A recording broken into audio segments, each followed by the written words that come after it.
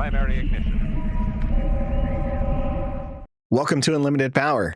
My name is D-Rod, and thank you so much for watching one of my pre-release guides for Star Wars Unlimited's newest set, Legends of the Force. Now, in this guide, we're going to be focusing on the leader and their unique ability and commons and uncommons found within the set that work well with this leader. Yes, there's probably a rare or legendary or two that also pair well with your leader, but because you're limited on the amount of packs that you're opening, we're going to be focusing on the cards that you're going to have more access to within your card pool. And don't forget to enter my Guess the Showcase giveaway that we're going to be running, where you can win a custom merch bundle that includes dice, tokens, and token holders. All you have to do is guess which showcase leader I'm going to pull from the Carbonite case live on July 5th on stream. There's a link in the description below with more details on how you can sign up. Because we're likely to pull more than one type of showcase, there can be multiple winners. With that said, let's go ahead and look at this Legends of the Force leader. Take a look at my favorite Nautilin, Kit Fisto. Now, Kit Fisto is making his first appearance as a leader within Star Wars Unlimited, and as an action, you may spend one resource, exhaust him, and if you attacked with a Jedi unit, this phase, deal 2 damage to a unit. As an epic action, if you control 5 or more resources, you can deploy Kit Fisto, which means you can do this as early as turn 4. And when he's deployed, he is a 1/6 with Saboteur. Saboteur allows him to attack the base, ignoring Sentinel, or he can attack into a defender and defeat all the shields and deal damage to it. Now, Kit Fisto gets a +1 attack, +0 health for each other friendly Jedi unit. That means they have to be the ones you control. So Kit Fisto is a little bit rough here. We see a lot of conditions with the ability. I mean, you have to have one resource, you have to have a Jedi unit, it has to have attacked for the turn, and it's costing you an action. It's not a reaction ability, so it's slow. And then when Kit Fisto hits the board, if your opponent has defeated all of your Jedi, they're merely a 1/6. There's no bonus that he receives from himself. Although the 6 health is nice, you really want a leader that can do some damage. So let's take a look at some cards that will work well with Kit Fisto's abilities.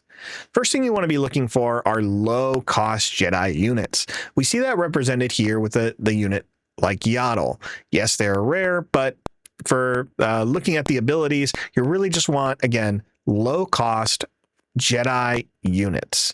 A lot of units are going to be low cost, and they may just say Force. They may look like a Jedi, so make sure you're checking the traits in the middle of the card text. Another low-cost Jedi unit to look at is Jedi Consular. As an action, the Jedi Consular can use the Force, which means you have to lose your Force token, and to play a unit from your hand, and it costs 2 less. This can allow you to put Jedis out a little bit faster than your opponent expected you to. And since Kit Fisto's ability doesn't use the Force, you should have the Force available more often than not. Another card is Venestra Rowe, who takes advantage of you having the Force. When played, if you control the Force, you may use it and ready Venestra. This allows you to have a unit in play that can attack and trigger Kit Fisto's ability, all by sacrificing the Force token. So these are the type of cards that you want to be looking for among the aspects, and let's just dive into the first one, the aggression aspect. Ki-Adi-Mundi is a 4-cost 4/4, and if you ask me, they are just a staple with red-white heroes in this set. When you play Ki-Adi, you may use the Force, and if you do, you draw 2 cards. Going into your 3rd turn and drawing 2 cards is really beneficial. So as long as you have that Force token, Ki-Adi-Mundi is a great unit to use. Because Kit Fisto isn't using the Force that often, you also have access to cards like Sorcerous Blast that says if you use it, you may deal 3 damage to a unit. Great card to help you deal with a lot of those hidden units out there.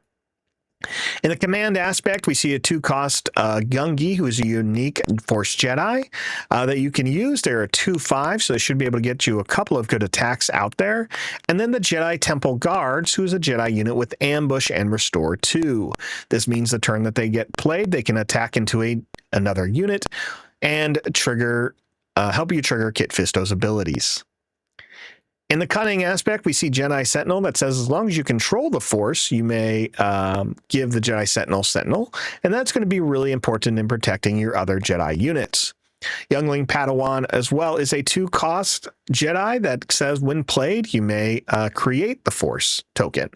So this is a great card of bringing the Force token back to you. But again, low-cost Jedi units are important for Kit Fisto. In Vigilance, we see our first low-cost Jedi space unit. It's a Padawan starfighter that says when you control a Force unit or upgrade, it gets +1/+1. So you can immediately make this a 2/4. And then the Itinerant Warrior is a 4-cost 4/4 shielded Jedi that says when played, you may use the Force, and if you do, heal 3 damage to your base.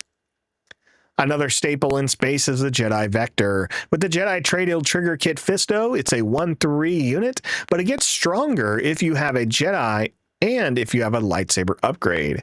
If you have one or the other, it still gets a +1 bonus, but if you have both of them, it gets a +2 attacking bonus, which is really strong.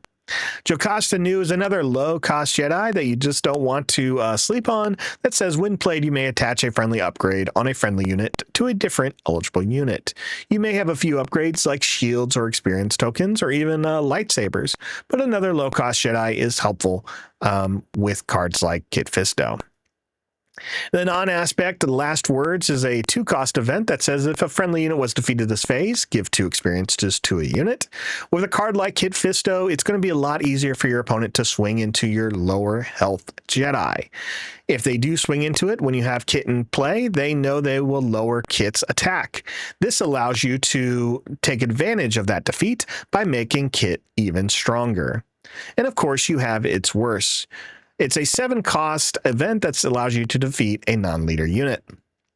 So let me know if you end up playing Kit Fisto at your local pre-release. What aspect did you pick with them? Did you end up finding a lot of bombs? Did you end up running like 15 Jedi? That's what I want to know in the comments below. Thanks so much for watching this video. Good luck at your local pre-release or sealed event, and may the Force be with you.